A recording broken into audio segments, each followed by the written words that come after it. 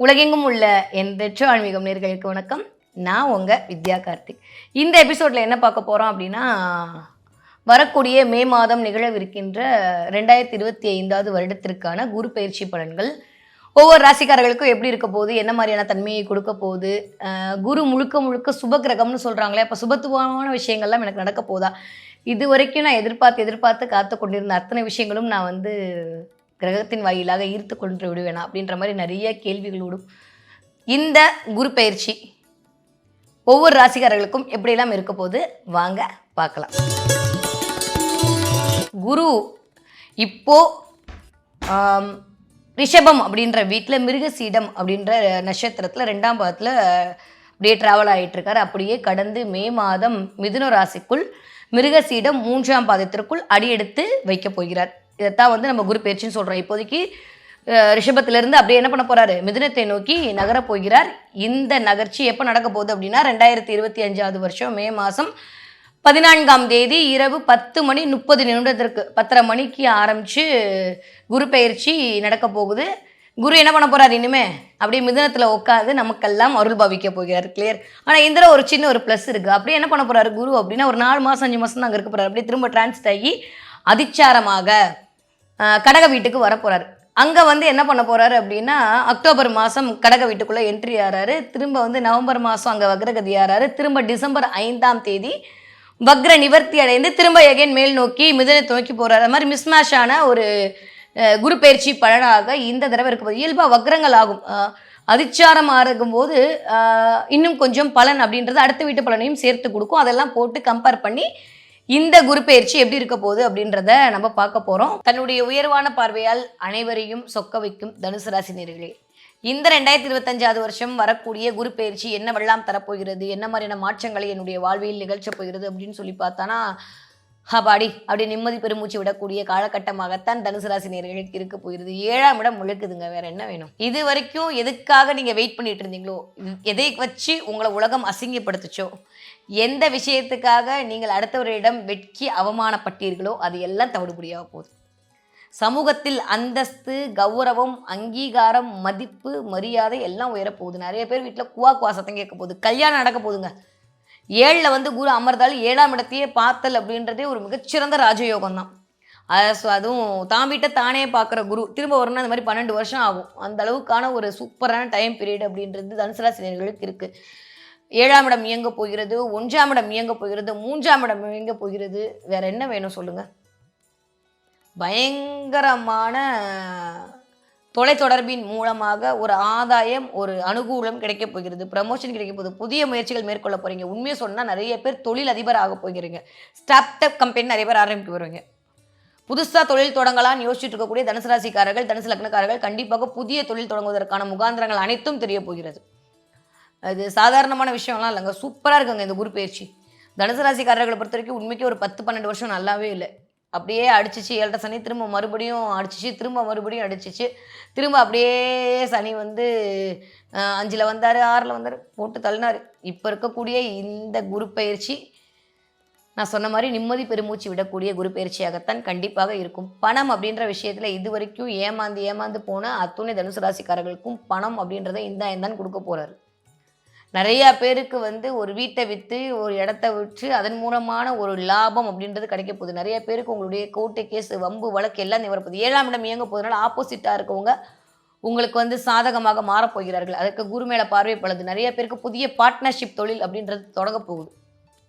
புதிய பார்ட்னர்கள் உங்களுக்கு தேடி வராங்க. 7ஆம் இடம்ன்றது பார்ட்னர்ஷிப், 7ஆம் இடம்ன்றது ஸ்பௌஸ், 7ஆம் இடம்ன்றது சமூகத்தின் மீதான மரியாதை, அந்தஸ்து, சமூகத்தோடு ஒரு கனெக்டிவிட்டி. அப்போ இந்த 7ஆம் இடத்திற்கு நான் எடுத்தோன்னு ஒன்று சொன்னேன், யாரெல்லாம் குழந்தை எல்லாம் தவிச்சிட்டு இருந்தீங்களோ எழுதி வச்சுக்கோங்க. இந்த ஒரு வருஷத்துக்குள்ளே கண்டிப்பாக குழந்தை அப்படின்றது உங்களுக்கு 100 விழுக்காடு இருக்குது.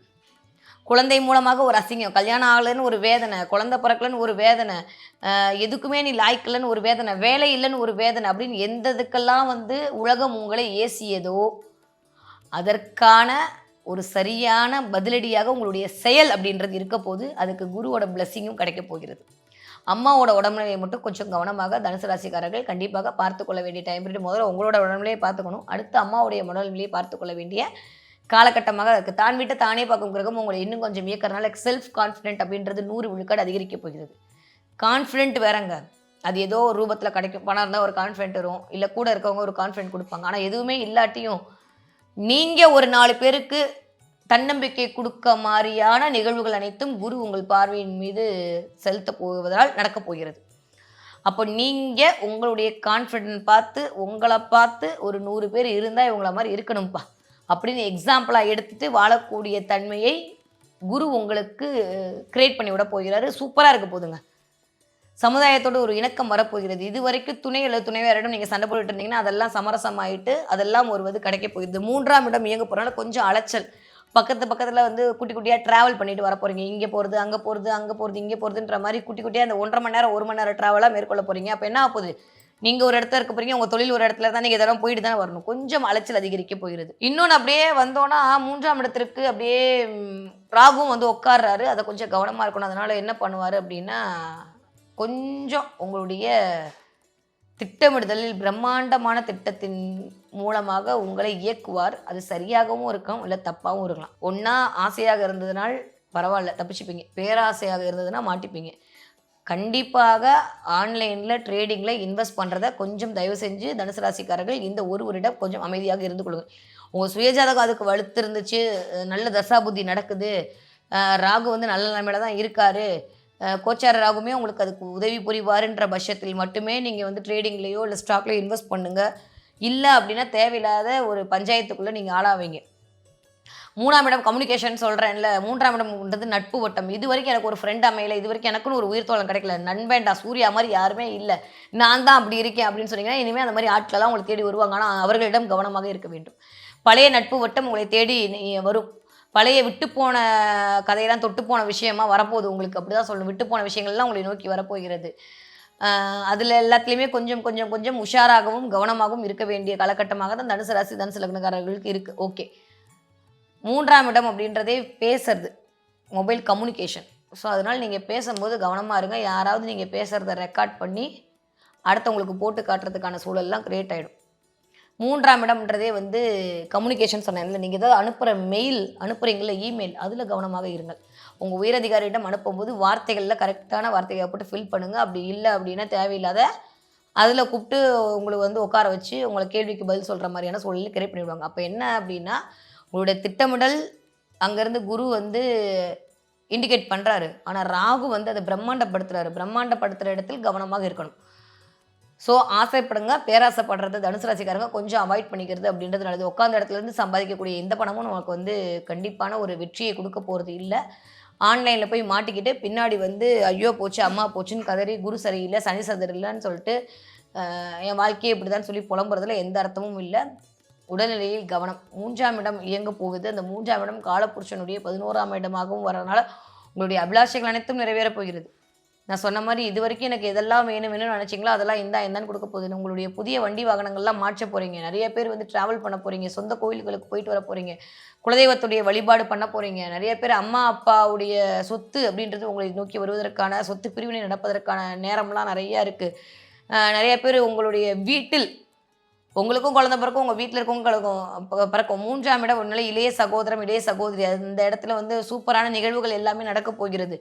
அந்த இடத்துல ராகு வரனால உங்கள் இளைய சகோதரம் அல்லது இளைய சகோதரிக்கு சின்ன சர்ஜரியில் சின்ன ஒரு விஷயம் மூலமாக ஒரு நல்லவைகள் அனைத்தும் நடக்கப் போகிறது. 4 பேருக்கு மத்தியில் நீங்கள் தான் ஒரு பெரிய ஆளை தனுசு ராசிக்காரங்களை தூக்கி உட்கார வச்சு கொண்டாட போகிறாங்க. ஒருவேளை உங்களுடைய தசாபுதி சரியில்லை என்றால் 4 பேர் வந்து உங்களை கொஞ்சம் இதாக பேசுகிறதுக்கான சூழலையும் ராகு வந்து கிரியேட் பண்ணுவார். கொஞ்சம் கவனமாக இருந்து கொள்ளுங்க. ஏன்னா என்ன தான் இருந்தாலும் குருவுக்கு ராகுவோட பார்வை வருது. ஓகே, ராகுவும் 7ஆம் பார்வையாக எதை பார்ப்பார்னு ஒன்று இருக்குல்ல. திரும்ப என்ன பண்ணுவார் அப்படின்னா, ராகு குருவோட பார்வையை பார்க்க போகும்போது கொஞ்சம் சின்ன சின்ன மிஸ் அண்டர்ஸ்டாண்டிங்கையும் உங்களுக்கு கிரியேட் பண்ணி கொடுப்பார். அதனால் அதில் கொஞ்சம் கவனமாக இருங்கள். வயிறு சம்மந்தப்பட்ட இடத்தில் கண்டிப்பாக கவனமாக இருக்கணும். இது வரைக்கும் வந்துட்டு நீங்களே பெரிய டாக்டர் தான். யாருக்கு வந்து என்னமோ சொல்லுவாங்க, இந்த மாதிரி யாருக்கு தலைவலி காய்ச்சல்னு சொன்னால் கூட இந்த மாத்திரை சாப்பிட்டு அந்த மாத்திரை சாப்பிட்டு டக்குன்னு நீங்களே வந்து டாக்டரை ப்ரிஸ்கிரிப்ஷன்லாம் கொடுக்க ஆரம்பிச்சிருவீங்க. அந்தளவுக்கு அறிவார்ந்த ஆட்கள் தான் தனுசு ராசிக்காரங்க. என்ற உங்கள் உடல்நிலையை கண்டிப்பாக பார்த்து கொள்ள வேண்டிய கட்டாயமாக அது இருக்குது. கொஞ்சம் அப்படியே குரு பார்க்கும்போது கொஞ்சம் பூசின மாதிரி அப்படியே ஆகும். கொஞ்சம் கொலஸ்ட்ரால், கொஞ்சம் சுகரு, கொஞ்சம் பிபி இதெல்லாம் எட்டி பார்க்கும். இதெல்லாம் பார்த்து உடம்பை ஃபிட்டாக வச்சுக்கிட்டு எக்ஸசைஸ்லாம் பண்ணிட்டீங்க அப்படின்னா தனுசு ராசிக்காரர்கள் கண்டிப்பாக உயரத்தோட உச்சத்தில் தான் இருப்பீங்க. இந்த வரக்கூடிய குரு பயிற்சியில் முடியும்னு நினைக்கிறவங்க உங்களுடைய குலதெய்வ கோவிலுக்கோ இல்லை உங்கள் வீட்டில் அருகில் இருக்கக்கூடிய விநாயகர் கோவிலுக்கோ போய் நெய் விளக்கு ஏற்றி வழிபாடு செய்துவிட்டு வந்தீர்களே ஆனால் உங்களுக்கு மிகச்சிறந்த ஏற்றத்தை கண்டிப்பாக கடவுளின் ஆசையின் மூலமாக இந்த பிரபஞ்சம் உங்களுக்கு வழங்கும்.